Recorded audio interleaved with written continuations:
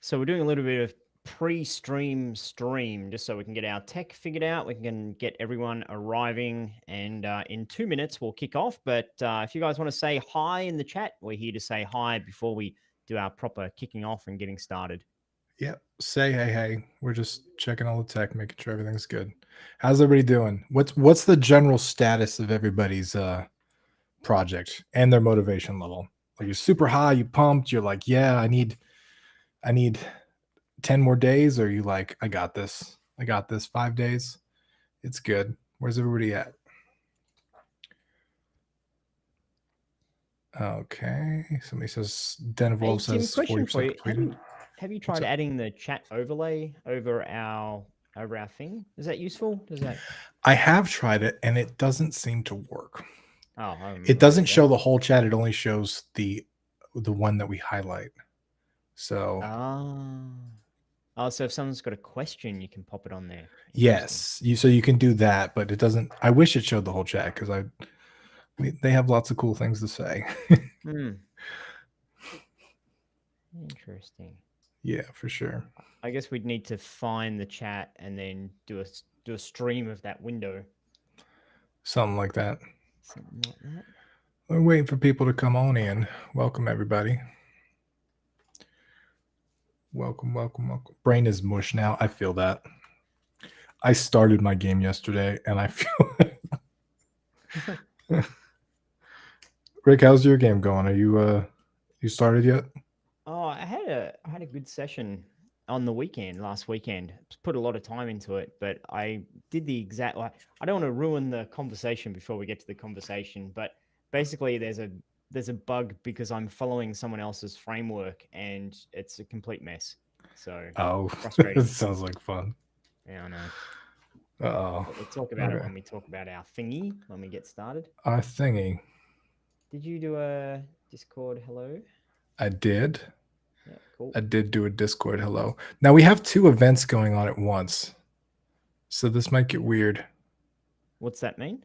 So we've got the Game Jam event going on in Discord, and we've got this event right now going on in Discord. They're both happening at the same time. But hopefully people can, I don't know, tell the difference. Yeah, cool.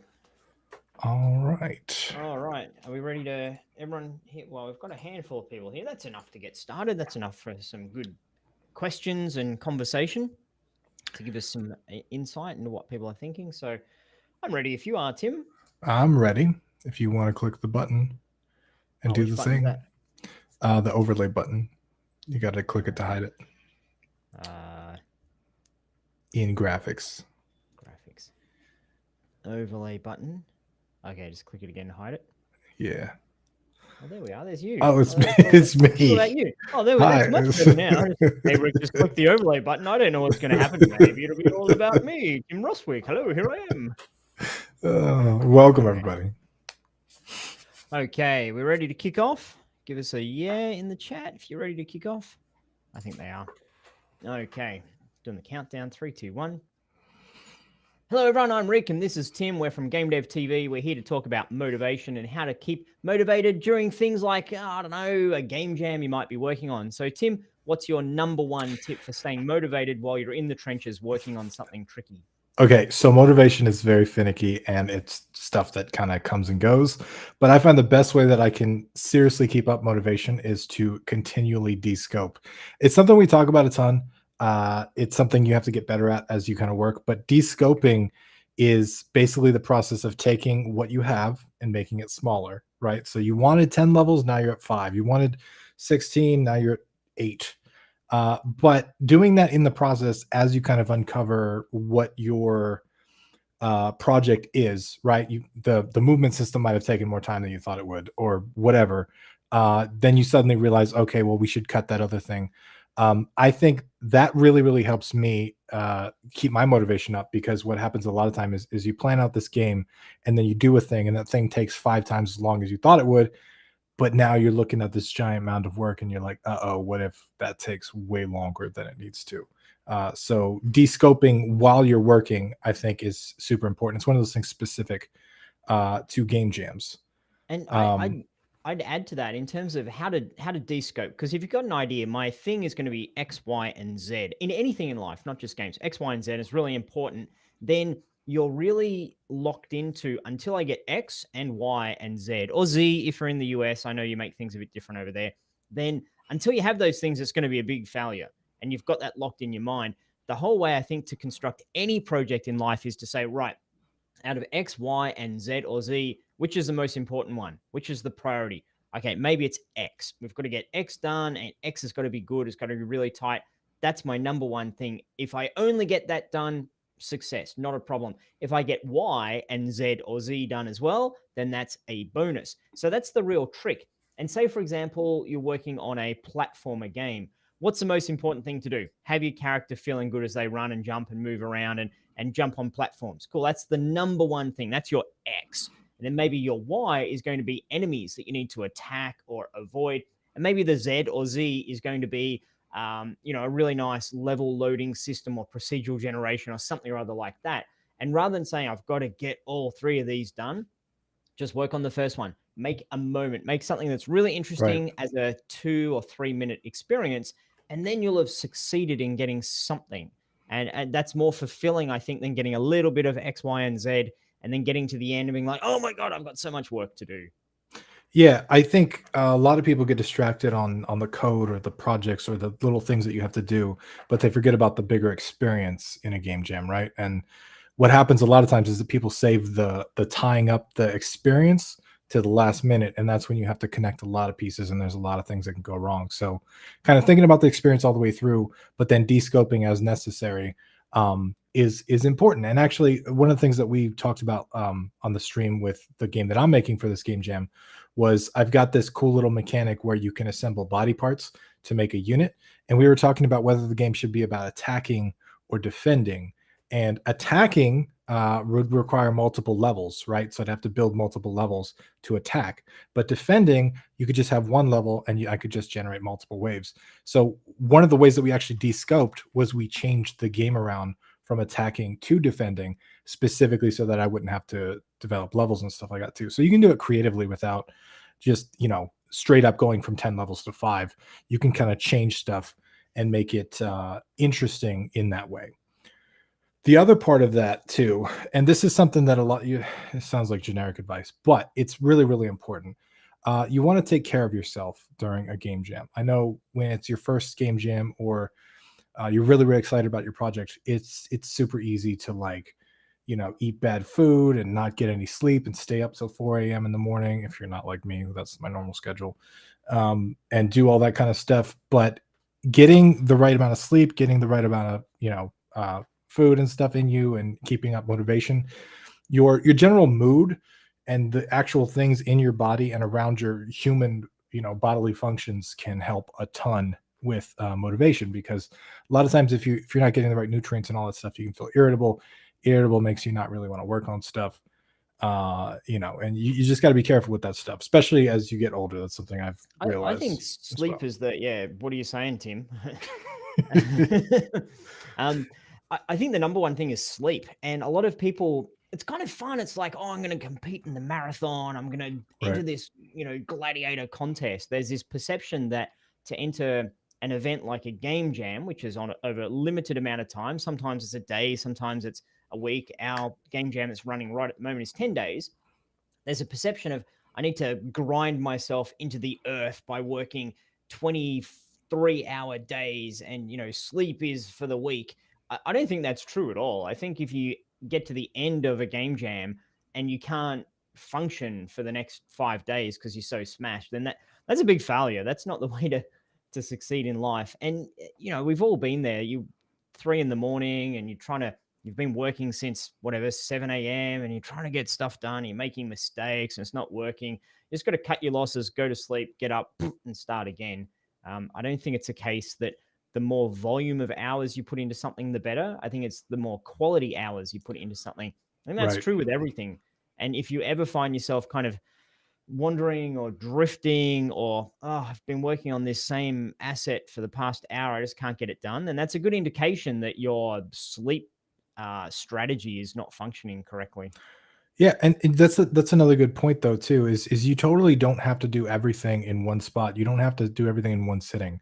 You don't have to sit there and design the whole game and then program it all and then never move from the computer chair all weekend, right? I didn't start my game until yesterday, Monday, even though the jam started the previous Friday. I didn't technically start it, but I was thinking about it. I was thinking about all the different mechanics that I could add. I was thinking about the stuff I wanted to design. I was thinking about all that stuff. And you can do that stuff away from the computer. You can do that stuff Mm. outside. You can do that stuff in, with a pretty scenery behind you in the park, whatever, getting some fresh air. And that your brain kind of looks at that totally different as like computer time, for example, even though you're still kind of working on the game. And for me, I found that very, very refreshing because when I sat down on Monday, even though I only streamed for like an hour and a half, I got a lot done because I kind of knew where I was headed. I knew what I was building to for something a little more complex that I might have definitely fumbled around a lot on, but I had thought it through. So you can do that kind of stuff too, and you can separate your design time from your development time, and that helps a ton as well. Yeah. I think as well to stay motivated, it's important to be making progress on again anything in life. I'm trying to keep this anything in life, but also applying it to games. It's important to make progress. So set yourself targets that you can achieve, particularly at the start. Get some easy wins. Oh, I can implement that. I already know how to do this. Oh, that's straightforward. Oh, I've done that before. So get some easy wins and then build upon that and look to have the innovation in what you do and anything in life be an adjustment of what you already know how to do as opposed to a completely new thing that no one's ever heard of or never seen before. So, if you're building an app, if you're coming up with an app that's going to revolutionize the way that people communicate to one another by, I don't know, tapping it on your head and then it just absorbs the brain waves and then it sends it to the, AI or machine learning finds the person in the world that it best matches and it's going to change everything. It's like, no, that's not really going to work, I don't feel, because you're trying to take on so much. You're trying to evolve, innovate, change the universe so much. It's the same with making a game. Make what you know how to make. You know how to make a little racing game. Make a little racing game that's fun and cool, and then say, right, what can I do to the player so it's a bit different? Maybe the player blinks in and out. What can I do to the world that's a bit different? Maybe the world gets really narrow and really wide, and that's quite tricky. Maybe the world is gigantic. Maybe it's tiny. Things that you can do by a tweak to your approach that can really revolutionize your game. Say it's a racing game where all you see is the entire car and just a little bit of the world. You're so zoomed in. And then every, 3 seconds it zooms out so you can see everything. And then you've got to zoom in again and try to drive from memory. I don't know if that'd be fun or not. That's the sort of thing you can do within the framework of what you already know how to do. You're not trying to come up with an entirely new type of racing game that no one's ever seen before, like from a mechanic point of view. But that's sort of weird. It's probably not very good, but this is ideas. That kind of camera zooming anything. I don't know a racing game that does that. Maybe that is the innovation, and it's simple. We should probably, if we're going to talk about motivation, we should probably talk about demotivators too. And I think Mm. one of the big demotivators is kind of along the lines of what you were saying, but like if you don't do something that you already know how to do and you run into a brick wall, right? And you don't know how to proceed, you don't know what to do or how to make this thing work, it can be very, very discouraging. And that can be a drop off point for a lot of people because they try to make a thing and they don't know how to make the thing. And then they just end up quitting. So, uh, be very careful when you're entering in territory you don't know how to do because some things are deceptively easy and some things are deceptively hard. Like they sound easy, but there's a lot of complexity to them. So you got to be careful. Any other demotivators you could think of, Rick, of like drop off points where you see people lose motivation? Um, I think there's a lot of loss of motivation when someone tells you your thing is crap. Yeah. That for me it's a real it's a real balance. If you put anything out there to the public, you're going to get some people who say, "Yeah, fantastic, keep it up," and you get some people who, for whatever reason, they feel the need in their life to point out all the things that are wrong with what you're doing. And usually, like, "Oh, I haven't finished the art there, and the sound effects are not so good, and this bit's Yeah. buggy." They're like, "That's buggy, and this is terrible." So first of all, expect that people are going to say that to you and don't take it personally. It's not a comment on you, your ability, where you're going in life. That you win if you put it out there. That's the win criteria. That's how you beat the boss battle is by putting something out there. You don't win by getting the most headshots on the boss or having the best product, is what I'm doing with that analogy there. That's not the win criteria. The win criteria is that you jumped into the arena and put yourself out there for battle. So when you do get negative feedback, just see it as people, first of all, trying to help you get better. There might be something you can actually take out of it. So listen for it with that intent. And if it's something that stings, it's going to sting for two reasons. Reason number one is that someone said something truthful that you yourself were scared about, and they touched on that nerve. So they might say, oh, this gameplay is boring. And you're like, oh my God, I knew it was going to be boring. Oh, I've been found out. Oh, I'm a big phony. Oh my God, I can never do this after all. But if you knew the gameplay was a bit boring, then chill. It's cool. Like, you'll work on it. You'll improve it either this time round or next time round. That's part of the journey. You have to be bad in order to get good. That's just a given. You cannot start at good. You have to be bad to get good. How do you get good quicker? Well, you do the bad things more and more, and you do it more often, and then you get good quicker. So hear it with that intent. That's one reason. The other reason is that person just might need to make themselves feel good. That's really common out there in the internet in today's day and age. Someone saying, Tim, you suck. Now I feel better. I was Rick like, says that why'd all you the need to do time. that? Well, because someone had to tell that guy. Well, no, they didn't. You just needed to tell them so you felt better. So just acknowledge that. It's not about you. And that person's just whatever. They've got their reasons. So expect that can be a demotivator when people give you that sort of feedback. But on the back end of that, getting feedback is super, super important. And it's actually, while getting bad feedback can sometimes be demotivating, getting good feedback can be super motivating. It can be like, I don't want to work on this game anymore, to like, oh, I think I got another year in me. Let's do this. Uh, the right kind of feedback can be, it can solve your problems for you, right? That unimaginable problem that you have that you just cannot solve. If you show it to somebody, they might be like, "Oh, I really wish this had a different move mechanic," and you're like, "Oh, movement's how you solve it. That's great." It's and I, a eureka moment. So getting feedback is super important. And in our game jam right now, we are about halfway through. So if you guys have anything playable, I would share it with the community and have people play it, because it's super, super important. They might find stuff that you're not even paying attention to, and it's not only for motivation's sake, but also just to make a better product, right? You can make a better thing when other people have comments on it. Tim, I find the other huge demotivator when working on anything creative that's technology is getting stuck. And so again, two paths why you might get stuck. Getting stuck, number one, which I find the hardest, is if you get a bug or an issue or a technical problem you just can't solve. That's the main demotivator for me. I'm Yeah. like, this thing just won't work the way it's supposed to. What do I do? And the solution to that is ask for help. I think we often feel like, oh, there's no one to ask, or I don't want to bother people, or no one can help me. But you would be surprised how many wonderful, generous folks there are out there that are willing to help you. And you'd also be surprised how simple it can be for someone, not you, to see what the issue is. You're often so close to it, you don't even realize that this bit of code you're looking at is not the problem. It's just there that's the problem. It's like, oh, why have you done this instead of that? Like, oh my goodness, it's breaking everything. So if you get stuck technically, then ask for help. Our studio, our community is fantastic. There's so many people out there willing to help out and do a trade. Oh, you help me here, I'll help you there. That's one thing. And then if you get stuck creatively, I think that can demotivate. If you're like, I just don't know how to do this. What should I do with my level? I just go from A to, I don't know how to make a level here. This is really, what should I do? That's when you can put your game to players and ask them directly, hey, and let them know, I haven't figured out my level yet. What do you think I should do? They may or may not come up with this, the fantastic smashing idea, but at least they can get more thoughts flowing in your head. If they say, you could have this amazing boss battle where you run up the boss like Shadow of the Colossus, and you're like, well, I'm never going to be able to do that. But hey, that's an interesting idea that maybe I can try to dodge the boss instead of shoot the boss. Oh, that would be really cool. So that can generate ideas as well. Yeah, for sure. There's so many things that like came out of left field for me when I've gotten feedback on my projects. And especially you were saying, why didn't you just do this? So many people ask you those questions. And then as a designer, sometimes they're like, oh, why did I do that? And you realize you just did it for no reason, and there's a better way forward. So getting other people's perspective is so important in life.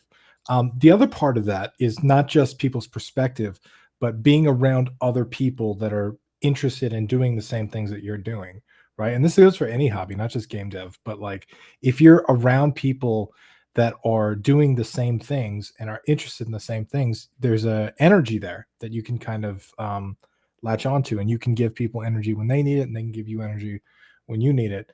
And it's way more fun to just kind of interact and make stuff with people. That's kind of what makes game jams fun, right? Like if we're all just making game by ourselves in our cave, it wouldn't be as fun as doing it as a community all at the same time and sharing it with everybody. So that being said, share it with everybody. Share your links in Discord, show your stuff on Twitter, push it out there so people can see it, because you want to get people involved, and comment on other people's stuff too. After the jam ends, there's going to be a voting period. Make sure you play a bunch of submissions and vote on their submissions, because you want people to do that for you. I think that's really a key point, that our community is not, some parts of our community, the GameDev.tv community, are transient. They come along for a day and then they're never back again. But there's a huge part of the community that have been here for weeks and months and years. So if you contribute today, commenting on people's games, then next time around, people will remember that. So, put yourself out there, have conversations with people, and you can start those connections. I know it's not necessarily a real life, in-person friendship, but these connections we see in the communities that we come back to on a regular basis can be very valuable. I help you, you help me, we know each other, we support each other. It's like, oh, I remember you from the live cast a couple of weeks ago, or hey, you played my game and said some nice words about it. And then that also is super powerful from a motivation standpoint, because you feel like you're part of the tribe. And this is why Tim and I take so much time to do live casts and try to hang out and chat and stuff. Because if you want that tribe, here's the starting point of it. And then you can take it from there and, connect with people yourself, connect directly. Yeah. And it's just so important, right? Tim, there's a question here from speaking of people coming back regularly, Cantankerous. What do you do with contradictory feedback? So, for example, love the way the laser gun feels versus why the heck are you using a laser gun? So, Tim, if you get Tim, why are you doing this in your game kind of feedback, what do you do with that? Well, I think I've gotten that feedback before, and then it makes it very, very confusing when one person loves it and one person hates it. It's usually a very good sign, in my opinion, like when they're at the opposite ends of the spectrum. Usually what I try to do when I have conflicting feedback is I look at like who the person is that's giving me the feedback. And sometimes I can be like, okay, the casual person says it's way too difficult, but the hardcore person says it's too easy, right? So that might mean that I'm actually in the middle. I'm perfect. Sometimes it's not always that simple, but sometimes you'll have a person with a certain expertise or understanding, and then you'll have a person with another expertise and understanding. And I try to take that kind of with who they are as a person. The other thing is like what kind of games they play. I've noticed contradictory feedback can come from fans of different genres. So, for example, the turn-based system, which I love turn-based games. Some people get annoyed by just turn-based games in general. So if they say, "Why is it turn-based?" That could just mean it's not feedback on your game. It's just feedback on that person's play style. So that's important to note. Yeah. I think as well, a question for everyone who's watching at the moment. Why are you participating in a game jam? If you are participating in a game jam, if you're not, broaden the question a little bit. Why are you making games or learning how to make games? And if you're not doing that either, broaden it even further and say, why are you doing the particular project you're doing at the moment? So just take a moment and think, why are you doing it? What's the criteria? How can you know, it's working out for me? And I think if you answer the question of why am I doing this with some sort of, for fame and fortune or to make the best game anyone's ever seen, I think then the potential for disappointment or demotivation is much higher. And I think it's very cliched to talk about being motivated by growth or improvement, but I think it's exceptionally true. If you enter a game jam where the idea is to make one game in a short amount of time and uh, to push yourself and to make something that people can play. If you enter that and say, I'm just participating in this so that At the end of the game jam, I am better at my craft than I was before I started. I learn a couple of things, I've practiced a couple of things, I've discovered a couple of things. Then you are going to maximize your chance to stay motivated. And it's the same for me. The game I'm working on with my daughters, got a couple of things that I think are going to be cool, but I'm using Scratch because I'm teaching a Scratch course at the moment. It's going to be launched, I think, this month. This month actually, we're going to launch the Scratch course. It's really good if you're super new to programming.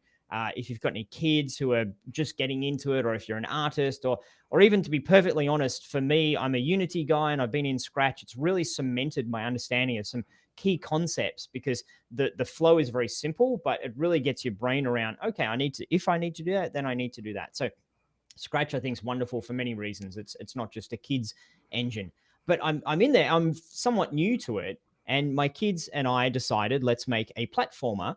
And it's really easy to make a regular platformer where you just move, get to the end of the screen, and then it goes into the next area. That's easy. I've done that a bunch, not a problem. It's really hard in Scratch to make a scrolling world because Scratch has a concept of a screen as opposed to a concept of a camera. And in Unity, it's like, oh, just use Cinemachine and then click, click, boom, tile map, great. I could do this in 10 minutes, not a problem. But in Scratch, it's such a journey, and I haven't really done it like this before. So I'm following some tutorials. I'm in there trying to do it, modify it as I go and figure it out. And the tutorial I'm following is a real mess. There's magic numbers baked in there. We'll just divide it by 400. Like, but what if I have a different setup? How's this going to work? So I got to the point where it was very frustrating because the game wasn't working. The general code base I was trying to learn from and follow wasn't working, didn't make sense, was buggy. And it'd be very easy for me in that moment to say, this is not going to work out. It's too hard. I'm demotivated. Why bother doing this? But that whole process of trying to figure it out, I've learned so much more. I'm so much better at programming in this particular engine than I was before, because I've seen some things, I've found some things, and I've had fun doing it. So even if I don't finish my game, which I'm pretty sure I will, even if I have to descope it and change it and not have scrolling, even if I have to descope it, I'm going to get to the end of this 10 days and say, I'm actually way better at doing this thing than I was before. That's a really different lens at looking at this than if I get there and I say, but is my game good? I'm only going to feel good about this experience if my game's good. Who knows? It's probably not going to be good because the game jam games, quite often they're not, because you're under time pressure and all that kind of good stuff. So Yeah. make sure you know why you're doing what you're doing. And if you can focus on that whole learning aspect, if I get better at doing the thing, then you're going to feel good about it every day, I think. Yeah, and that's going to happen no matter what. You're going to learn something. But I think specifically focusing on the fact, reducing the pressure, I guess, is important, right? Like, I know when I did some of my early game jams and stuff, I was really worried because my name was going to be on them, and like people might play these games and think they're bad, and then like everything I ever make as a creator, they would just be like, "No, I don't want to play any more Tim Russell games because they're all bad." And so I had this like weird irrational fear of like publishing bad things, but at the same time, I was trying to get through my bad things to publish the good things. So it really kept me from like publishing a lot for a long time. And matter of fact, I have a video on my channel about how it took me 10 years to publish my first game. It didn't take me 10 years to make a game. It took me 10 years to get up the courage to publish a game. And so it can be scary, but again, you got to just reduce what you want out of it. It's all about expectations versus reality, right? And if your expectations are that 1,000 people are going to judge you, and then it's going to be the end of your game dev career, that's going to be very different than it's like, I might learn something, and it's a fantastic way to, I think, live life, but also with game jams, right? And actually, I entered that robot competition I was talking about, and I spent like a day building a robot, and I put some stuff together, and I just had the expectation of I was going to learn a bunch and have fun, and I did. If I had spent like a month or 2 months or 6 months working on this big thing and tried to dominate the whole competition, I would have been devastated, because there's people that have been doing that for 20 years at that competition. So yeah, you just got to go into it with the right mindset. And I think everything that comes out of it is so much better. You just have so much more fun that way. I think the excitement as well with making games is that you could sit down and make a game in a couple of weeks obviously you're sitting down and then you're standing up and going to sleep and coming back and sitting down again. So not just sitting down in one stretch of 2 weeks, but you're jumping in, there we go, and making a game in 2 weeks, and then you could publish it and it could be a huge success and you could earn a ton of money and that could launch your, your game career. That's absolutely possible to do. However, most likely it's going to take you a couple of years to get to the point where you can sit down for a couple of weeks and make a great game. And games tend not to take 2 weeks. They tend to take longer than that. But I'm saying it is possible. What I think is a little bit of a taboo topic to talk about is that it takes years to get to the point where you're good at this craft. And if you've participated in a couple of tutorials or our training courses for a month, you're probably like 99% not at the point yet where you can make something that's ready to be published and to have you have success. And that's okay. The thing is a journey and you're going to get better at it, and stay connected to the fact that it's really good to advance and to get better and to learn your craft and to be able to do things that you couldn't do yesterday. I think that's a really important thing to stay focused on. And before you know it, the world keeps turning and life goes on, and you look back and say, well, I've been doing this thing for a couple of years now and I'm actually really good. So it's that consistency over time that can get you to where you need to get to. Don't give up after you hit a bump for 1 month. 1 month, you're going to get all the bumps in the road as you go. And if you get to the 2-year mark and you're like, I've been doing this for 2 years, reckon I'm not yet at the point where I can do that, then maybe for you, it's another, it's another few months you need to take, or it's another year, or it's another 10 years. Who knows? It's one of those things that you can't be in a rush to get there from the point of view of, I need to pay the bills, therefore this needs to work. Right. You need to be in a rush in terms of, I want to learn and get better. I want to really push myself. I want to be consistent. I want to focus on that. That's the part to be in a rush, but you can't force the result. You have to let the result happen when the result's going to happen. That was a lesson I learned, and it changed my life, is focusing on the input versus the output, right? Like not focusing on the thing that you want to happen so much, but focusing on the work that you have to do to get to that thing, right?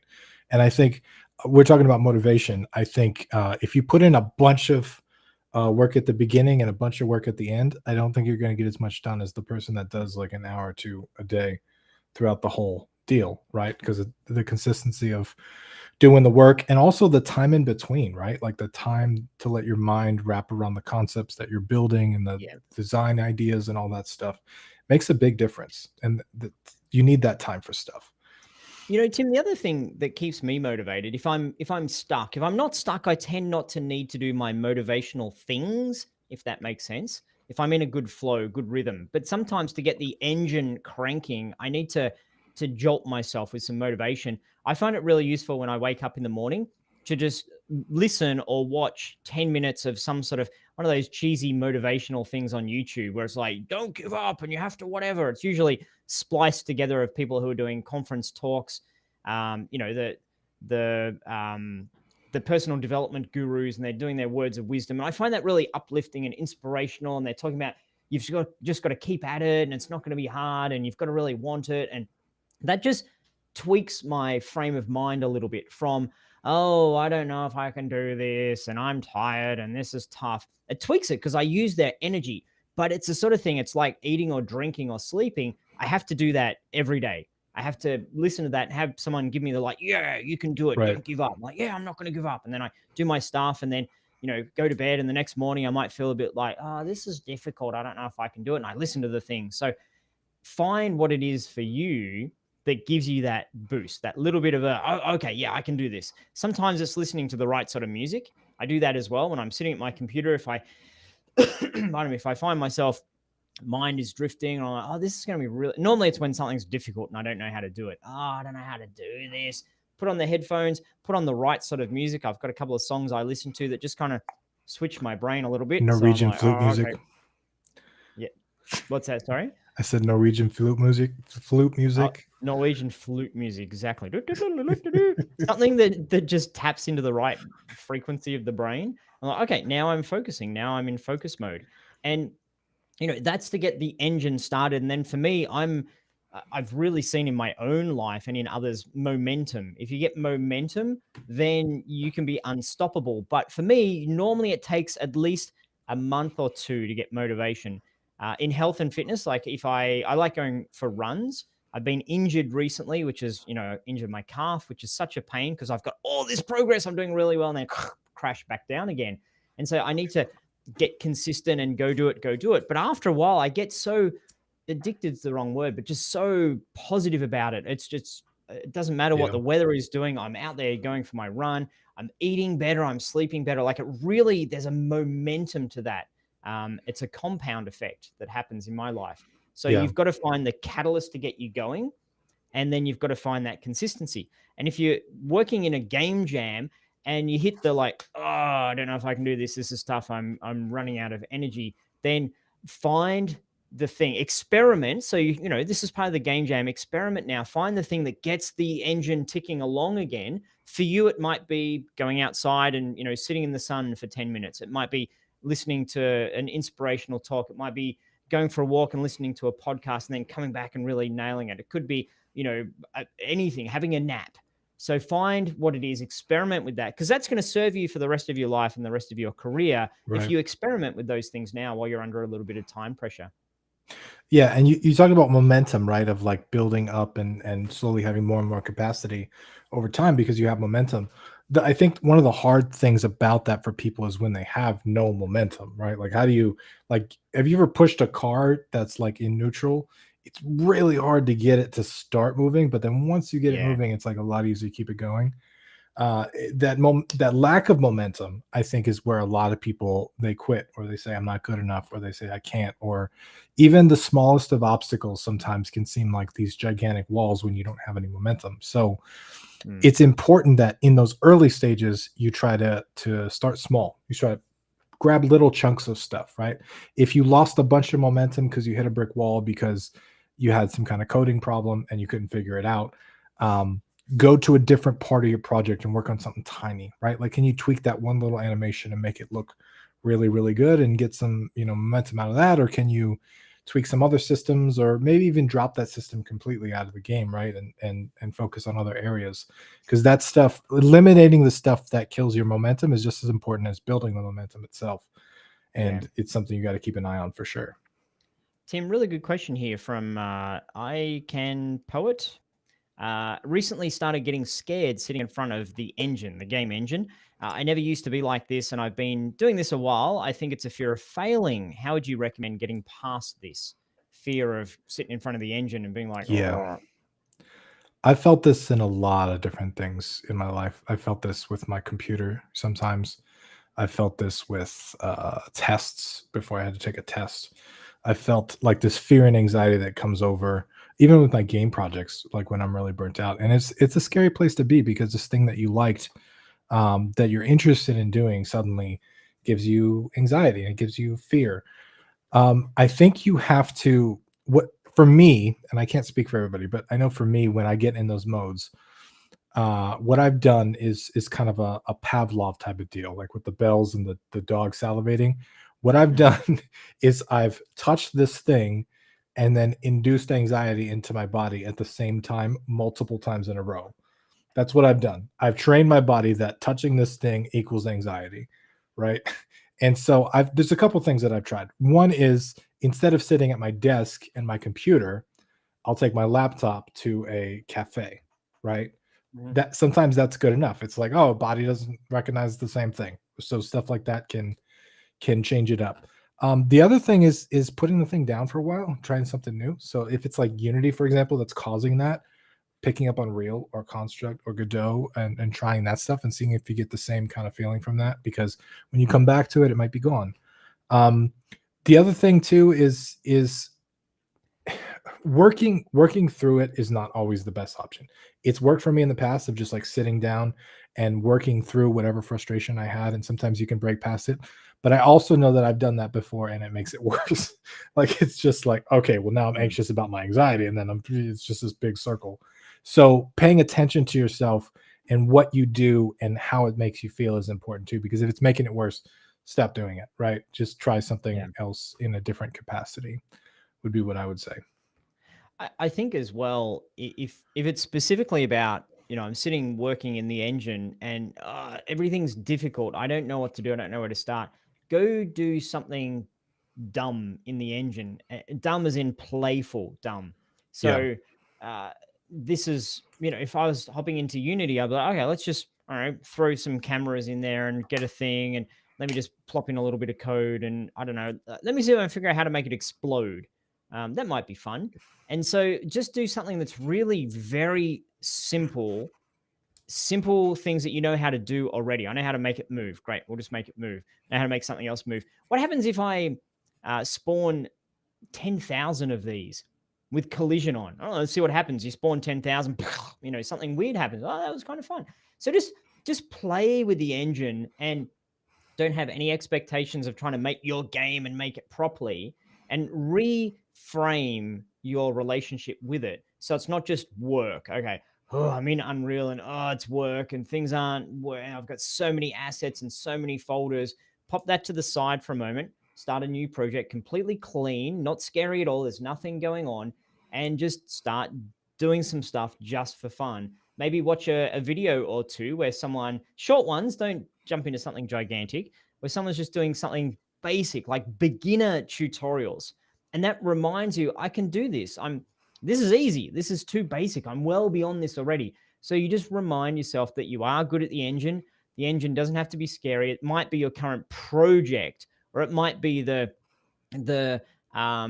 pressure you're putting on yourself to do something great. So just go do something dumb and fun and quick and silly, and that could break that mental flow you've got. And I would say as well, sometimes going and just, I don't know, spending $20 on an asset pack and just playing around with that. Like, oh, I've got these great environment models. I'm just going to make a little level. This is so pleasant, because I find myself, particularly I'm working on a game that's got an art style that's distinctive. After a while, I just get sick of being in that world. Like, Yeah. I can't look at these colors or these trees or this whatever anymore. And all I see is, broken nav mesh, or, things clipping into each other. So just go download a really lovely asset pack and just frolic in that asset pack, I guess. So I resonate with redefine your that so relationship with much. the engine, I think, is part of that process. My game Philophobia was this deep, dark story about how love is hell, and it takes place in hell with demons, and it's this like dark thing. And I got so sick of that I made a game about an intergalactic fight club run by a space clown, because I'm just like, I can't deal with the dark emotions anymore. I need to go to the other side. So for sure, Yeah. that can be part of it. Is you don't want to get wrapped up in the deep darkness of whatever you're making. Yeah. But outside of just new projects, different hobbies that are outside of game dev can help too. And it sounds like super simple, but trying stuff that's disconnected or outside too, like in a different environment, can be really, really helpful. It can help kind of Yep. get you in a different mode and kind of really help your brain to. I think you have to process a lot of stuff, right? I really believe that human brains have to process stuff. And I think when you spend too much time in a thing, you don't get enough processing time about the thing. And I think you can kind of get overloaded and burnt out a little bit by being in it too much. So Yeah. entering into it and then disconnecting to it and then entering into it, I think is a better cycle than like staying in it, if that makes any sense. Yeah. And specifically for game jams, I think it's important for you to have one thing with your game that you're proud of. Not all the things, and not the best game, and not the winning game, and not the whatever, but just one thing you're proud of. And that could be something that people don't even see. Oh, I'm Yeah. proud that I got my AI working properly. Yeah. If you run over here, 3 things spawn. If you run over there, 2 things spawn. Oh, I haven't done that before, and that was really cool. I'm very proud of that. So you yourself have to identify something in your game that you are proud of. Um, just one thing, not all the things. And just a reminder, that doesn't have to be a thing that other people think is good. It's just that you did. And so if you Right. get there and say, well, I'm not proud of anything I did in my game, it's all garbage, then your strategy is incorrect on how you're making your game. You're clearly trying to make something that's not at your particular time and place and skill level and Right. ability, or interest at the moment. So for this game jam we're in right now, we're halfway through. If you're working on it, you're like, well, it's all dumb. I don't like any of it. I'm not proud of any of it. Then either just throw it away and start again and just I'm just going to do a little bit of AI and, that's it. Or stop where you are, make sure that you've got the basic mechanic of, you can move or you can click or you can do the thing. And then just look at, okay, what can I do in all of this I'm proud of? Maybe it's making one art asset that you think looks cool. Maybe it's triggering up a really silly sound effect. When the player touches the wall, it goes, and you're like, oh, that's kind of funny and silly. And I'm proud that I did that. So make sure you're looking through that lens, because game jams are not about making the best game. Yeah. They're about you pushing yourself forward in your journey of learning game development. That's the important thing to remember. For sure.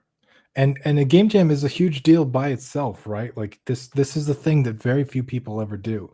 They've taken an entire field that's also a collection of multiple fields: art, sound, music, programming, all this stuff.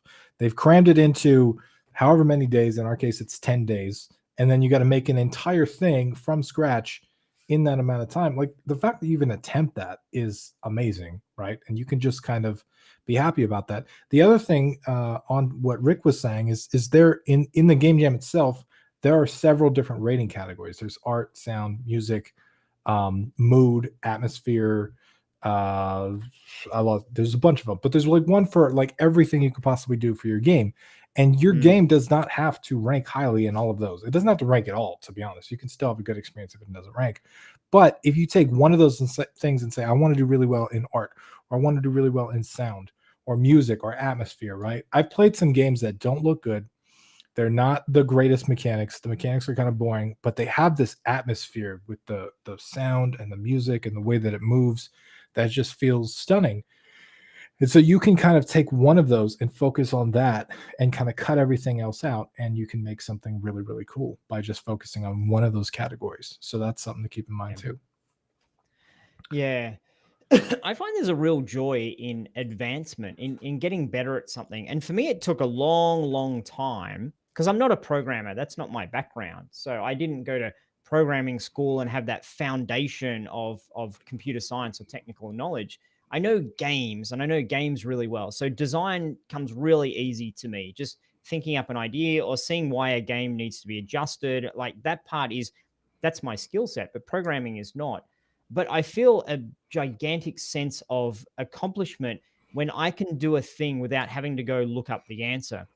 So that took me a long time in Unity to do, particularly when I was teaching it. I'm like, okay, I need to teach the next thing. I know how to do this, just kind of hack it together, but I don't know how to do it properly. I'm gonna have to go research this and watch videos and read documents to get to the point where I know how to do it properly. And even through that process, I wasn't for a long time, I wasn't comfortable just getting there and saying, oh, I want this thing to do that. I'm just going to be like, bing, bing, bing, bing, bing. Oh, I did it. That's what I thought, great programmers were able to do. But I was still having to get there and say, okay, I'm going to have to go look at the docs because I forget which function or which method I need to use. Oh, it's that one there. Yeah. How do I use that again? What's the syntax? I was always looking up syntax. And I thought, that gave me the feeling that I wasn't yet, a proper programmer. I wasn't quite there in terms of being able to do stuff. And as I got better, and as I now know how to do that thing. I now know how to do that thing. I now know how to do that thing. I could get there, and if I needed to make a thing, I could go and pull from my memory and say, oh, I know how to do that, or I know the concept, and I can get that done. That's when there was a real transition for me to feel like I was going from I'm just learning this stuff to I can now do this stuff. And that was really exciting. So if you're not yet at that point, keep working. It might take you a couple of years to get through I still need to go look for how to do it and then put it in, and look for how to do that and put it in, and look for how to do that and join them together. That's important. That's a good craft. That's part of the journey. At some point you'll flick and you'll say, I know how to do that. I'm just, look at me. I'm programming. Look, I'm like the hackers on the TV show. Like, Tim, we need to hack into the mainframe. Hack in. I'm in. Yeah. Whereas I suspect, for me hacking into a mainframe, wait, let me just Stack Overflow. That's interesting. Okay, I got to go download that app. Oh, here's a plugin I can use. So, there's a transition that happens, and that feels really good. So if you're not there yet, keep working on it. If you are there yet, then try to nurture that feeling and find things you can do, because it feels good to be able to do it just off the top of your head. And if you're in that kind of mode where you can't do anything without looking it up, that's cool. It's a scary feeling, and I know because I've been avoiding it. Like, I really want to use Godot. I really, really, really do. I want to use that as my engine. But every time I open it up, I'm like, I don't quite know how to do stuff that I want to do. So I keep going back to Construct 3 just because I can do all the crazy stuff and I know where everything's at. And it's like, it's kind of, the fear is kind of stopping me from moving on, to be honest, because it's such an uncomfortable feeling of like not knowing the thing. And it's kind of frustrating too later in game dev when you're like trying to, you go from being able to like create anything you want on screen to like, how do I do that? So I'm aware of the frustrations. I know what it's like. And if you're there, there's plenty of other people that are there with you. It just takes time to kind of, work on your stuff and keep going. It's really, really important. Yeah. Have we listed the categories somewhere? That's what Rosenteca says. What categories for what? For the game for jam that I was for the mentioning. judgment. Yeah. For the judgment. No, we have not, but they will be. I can show you guys them real quick. Actually, I will update the jam page with the categories. That's a really good question. Thank you guys for asking that. Yeah. Immediately after the stream, I'll update the page with the actual ranking categories because they should be public. Yeah. Yes. Yakan asks, this might sound dumb, but is there a problem if the game has only one level? I've seen lots of people making many levels, but considering my slow progress, I thought about making one long level instead. Oh, Rick with the fancy stuff. Yeah, look at that. I clicked the button. I know how to click the button. You did the button. Okay, so one, no questions are dumb. Thank you for asking, because there's no dumb questions. Everybody's learning, and that's fantastic. Two, I actually think people make way too many levels. They make way too much game for a game jam because they think, oh, they got 10 days. They should, try to make a 2-hour experience. I think if you can make a 5 or 10 minute experience, you're in. You're good. That's what people want. And matter of fact, sometimes good games in game jams go too long. And then you're like, I want to play the next game, right? It's not that the game's bad. It's just like you overstayed your welcome, and you can actually rank lower by making more content sometimes because it's too much. So if you can give people a good 5 minutes of fun, you're fine. You're 100% good, and I would go with that.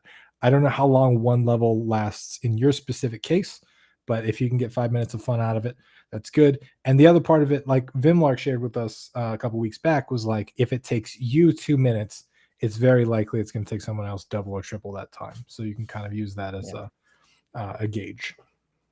I think you want people saying, that was amazing. I wish there was more. And sometimes I say, that was amazing. I'm going to play that again just because it was cool. I think that's a good situation to be in.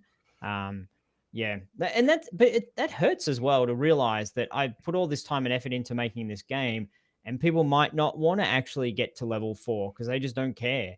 So, that's an important part of you making an experience. You're making a moment. You're giving someone 5 minutes of like, that was really cool. You're not trying to replace their, Friday night indie game playing experience. Right. You're not trying to replace their Call of Duty with their friends or their, whatever game they're playing online multiplayer. You're just trying to give them a 5 minute. Thanks for that. That was a really good 5 minutes of my life. I appreciate that.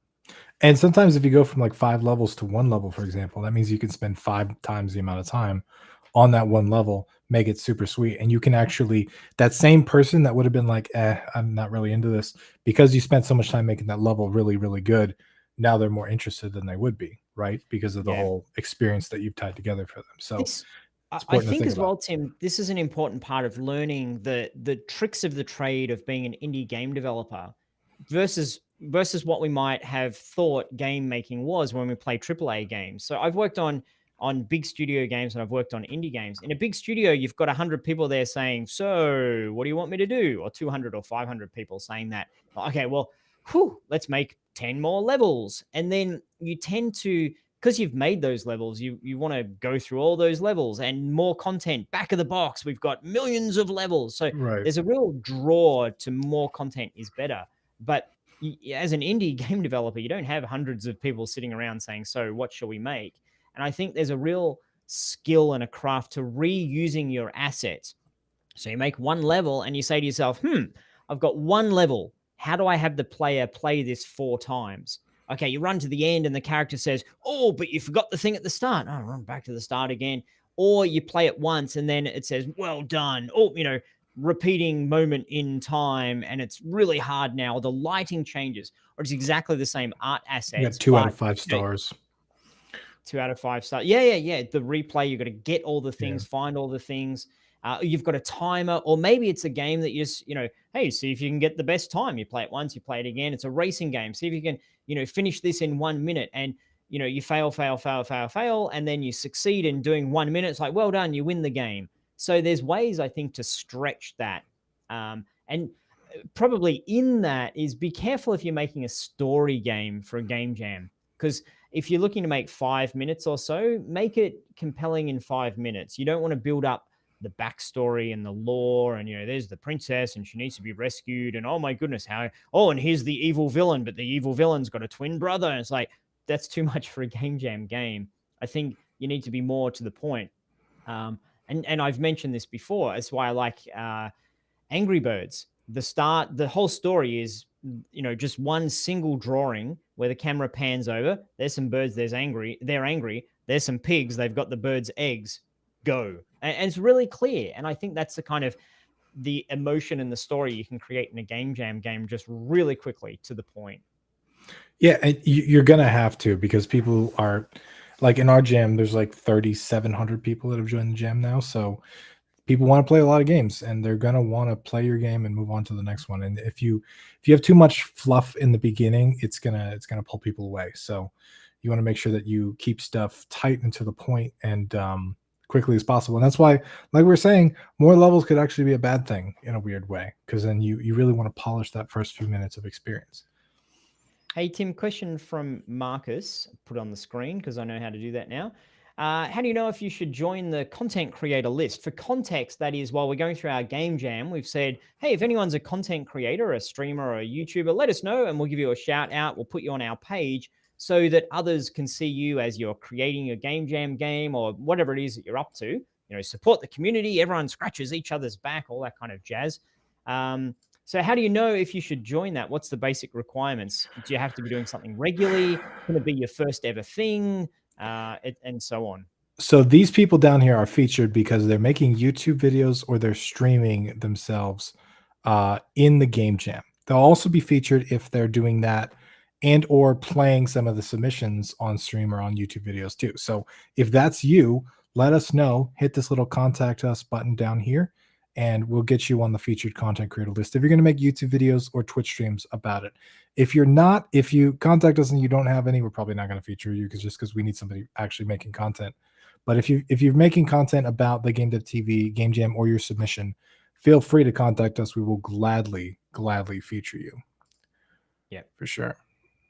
It'd be cool to see that as well. And this is one of those things where you establish friendships by, so there's a question from Marcus. Say Marcus starts streaming and you go along and check out his stream and you have a chat. And when people, if people have got thousands of folks on their stream, you might not see those messages. But if you've got, we're in the hundreds usually when we do our live cast. We take note of who's in there chatting. We recognize the same folks who come along week in, week out. So you start to establish a connection there. So, if Marcus sees you chatting away, hey, good stuff, Marcus. Hey, this is cool. What about that? You're getting a connection. And then in the future, you're like, hey, Marcus, do you want to team up together? Or hey, Marcus, do you want to give me some feedback? Or hey, Marcus, why do you support a terrible football team? Like, these are all things that you can, have that conversation. So I urge you to go Marcus's stream and just ask him why his team is just so terribly bad at football. I think that would be a good thing to do. What do you think, Marcus? Sound like a plan? That sounds biased to me. No bias. This is just the other part top of that. The head just came to me just then. You can actually go on our featured list too, and if you're after the stream ends, if you're really lonely and you miss Tim and Rick, you can totally go hang out with other people working on their game jam game too, because we're talking about how to stay motivated, and one of the ways that you stay motivated is doing things with other people. And I know for me, watching streams or YouTube videos of game development while I'm working on my own game is really important for me to kind of keep my motivation up. So yeah. I think this might be a little bit too deep, Tim, but often when we talk about motivation, it's something that I've studied a lot. My background is in psychology. I love this stuff. And also for me, the stage that I am in my own life, I think about what's my purpose? What am I up to? when you're young, you're like, I'm just trying to keep my head above water. But you get to a point in your life where your head's firmly above water, maybe you're even standing on the sand and the water's, chest height, and you're like, okay, I'm cool. Now what? What am I up to? And I think it's good just to remember life's short. And when you get to the end of your life, this is what all the research shows. When you ask the oldies who are in the hospital, what are your thoughts on your life? They never talk about regretting the things they did. They talk about regretting the things they didn't do. And I think, you might be watching this and you're 17, you're like, that's so far away. Or you might be watching this and you're 16, and you're like, yeah, that's really relevant to me. Wherever you are in your journey, just remember that our time's limited. So don't waste it. Don't waste it sitting there doubting yourself, worrying, think I can't do this. Don't spend 3 days staring at your computer saying, what if it's not good enough? If you spend 3 days doing nothing, then of course it's not going to be good enough. You're not advancing. And if it's going to take you a year to get good at something, get in there, do that year, do it quickly, do that year in half a year. It can be done if you speed it up and really invest in it. So when it comes to making games, it's difficult. It's a creative enterprise where you don't know if you've got the answer right or not. It's a technical exercise where you often don't know how to do it. The only way to get better at it is just to do. And if this is important to you in your life, either as a hobby or as a career, just do it. Do it consistently, do it regularly. Don't allow yourself to wallow in the self-pity of, oh, this is not good enough and no one likes my game and I don't know how to do it and I'm never going to get there. That's a recipe for not getting there. The only way to succeed, to get there, is just to do it, do the work. And whether it takes you 1 month or 10 years, who knows? But if you do nothing, you're never going to get there. So that's my little pep talk in terms of, life's too short to stop yourself doing a thing because you're not sure if you're going to be good at it. You're only going to get good at it if you go do it. So just pull your finger out and go do it is my advice on that. 100%. I would do the same thing, and I would say do the things that you're scared of. If a game jam scares you, that's good. That's a good challenge. It means that you're growing when you're actually doing a game jam and you're submitting stuff. So get out there, do the stuff, Really submit, important. right? Submitting is really important because it's not just so many people join, but they don't actually submit, or they, start a marathon, but they don't finish kind of deal. Like, make sure you make it to the end, make it a point that you are going to carry through with the thing that you said you're going to do. And I think training in and having consistency over time is how you become legend at whatever you're doing. It's, if you draw an analogy to, say, running, if you join a 10-kilometer run and you're really unfit, say you haven't exercised or worked out, or maybe you're not a runner, and you end up walking the whole thing and your time is, I don't know, 4 hours, who cares? You finished it. And the fact that you've finished it is so powerful in terms of what you now know, what you've learned. You've got a benchmark. Okay, I did that in 4 hours. Next time, it's going to be 3 hours. Next time, I'm going to run for half of it instead of walking for, 90% of it. So it's really important that you finish. If you work on a game for a little bit and you give up, then you don't get any of that completion energy. You don't get any of the, yeah, I can do it. You're looking through the lens of, did I win the 10-kilometer race? I'm not going to win the race, therefore I shouldn't even bother competing. That's not the point. The people who win the 10-kilometer race, I assume, I'm just guessing here, I assume they've run a whole lot of races that they didn't win. They've been out there training a lot of times where there was no race. They're just working on it, exercising, getting better at it. So you've got to just finish the race, I think. I really believe it's about finishing and not winning, because I think you have to finish a bunch of stuff to win, right? You have to. And I think we talked about how you get good at whatever you do, right? If you do it over time, guess what? You get good at quitting too. If you just continually drop out of stuff when it gets hard, your brain starts to remember that as like how you act and how you do stuff, and you'll continually just dip out of stuff. I know a lot of people that join a bunch of game jams and they never submit a game, and I'm not calling them out. I'm just saying, like, that's a pattern. It's a consistency thing. So make the decision to submit and finish your stuff, even if it's not good, even if it's broken, even if you think everybody's going to hate it, even if you're terrified. Finish it, submit it, make it happen, because it's really, really important. And it's one step towards where you want to be in a few years. Yeah. I think, Tim, a relevant question, might be one of our last questions, but a relevant question here from Trust do you guys think it'd be possible to make millions from games? I think this wraps together a lot of what we're talking about here, because I see a lot of newish indie game developers get stuck on the, but how do I make money out of this? And they're Right. equating indie game development to, okay, if you go to school and I don't know, maybe you study, what's a good example here that's not going to be a bit silly? Maybe you study economics, and then you go apply to the bank and they say, oh, you've studied economics. Yeah, come work in the bank. Done. That's it. Like, studied, got the job. Now I'll climb the career ladder. That's not the way it works when you're being an entrepreneur or when you're being an indie game developer, which is an entrepreneur because you're doing it yourself. You have to you have to start and get better and better and better and consistent. You have to be a force of energy in terms of I'm going to succeed at this. I'm going to work at this, work it, work it, work it. And it takes time to get there.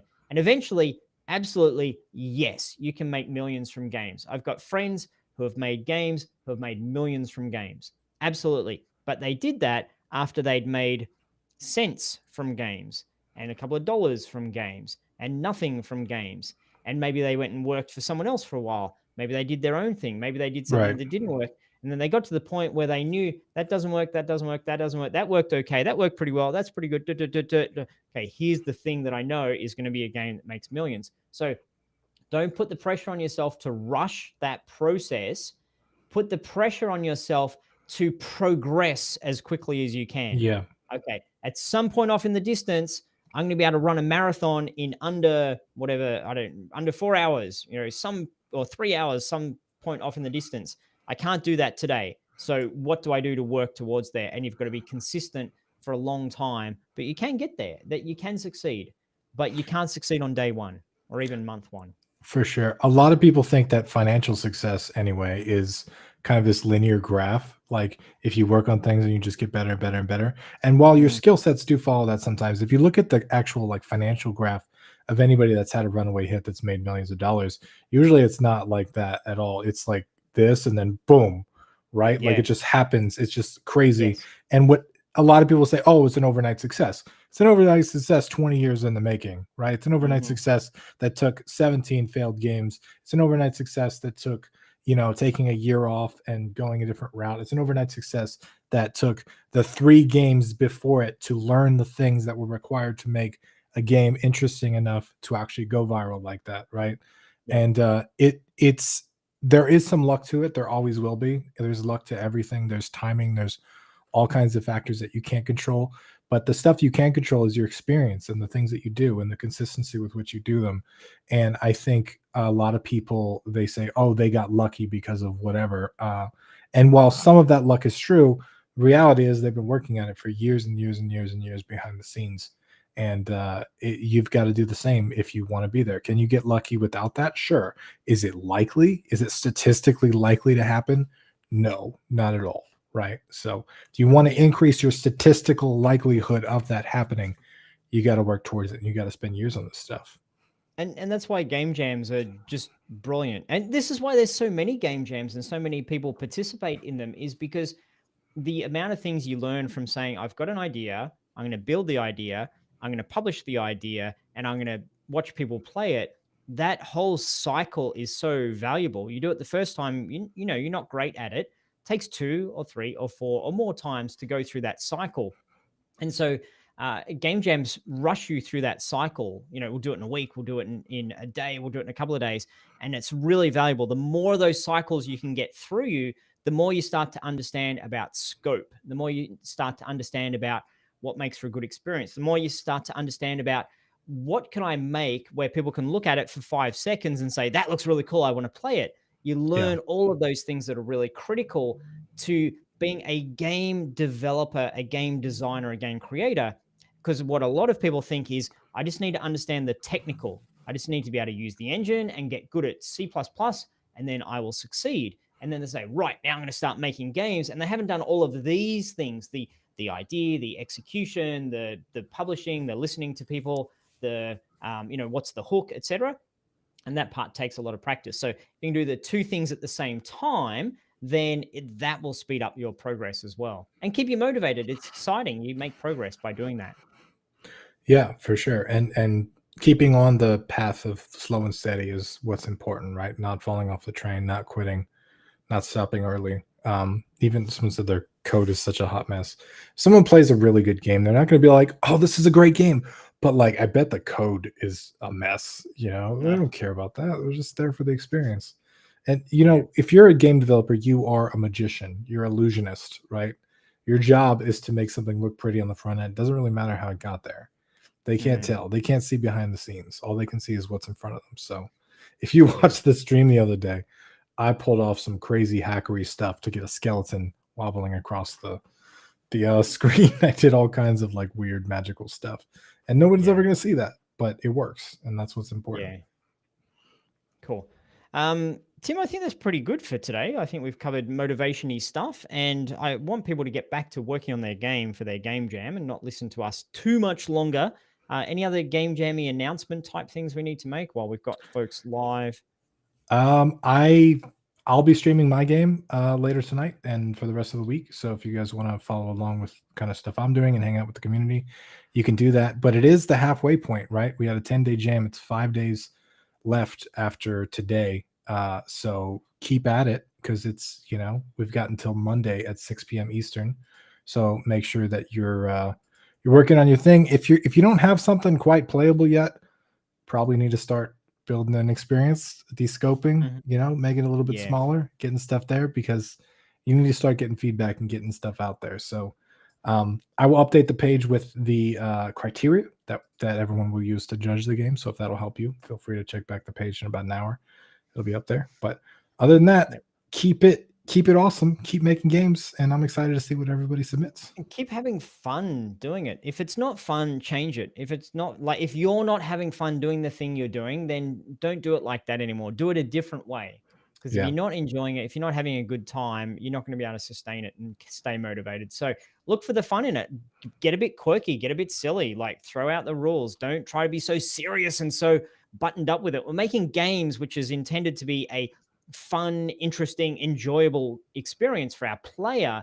So if you're so serious about it, then you're going to get away from the core of why games are important for people, to bring some joy and give them an experience in their life. So yeah, keep it fun, keep it exciting.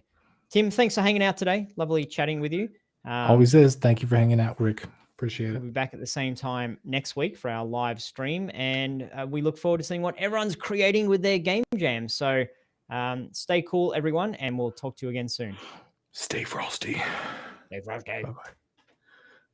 Now, do we need to chatter at the end of our stream for a bit so it doesn't cut us off? I Is think that what we need to we do? need a new overlay for this part, Rick, because every Oh, we time need it's we're like all done. Get back to you making can your what game if we add some overlay. flowers and So, UFOs or like Lottie, yes, we do a game jam every year. So it is annual. that's okay. That's stream Stream start. starting soon. We Stream need a ending stream soon. ending. That Stream would be ending great. soon. Yeah, Yeah. that would help. I think we've probably yabbered enough now. That should be Have a good fine. night, Cool. everybody. See you, everyone. Bye bye.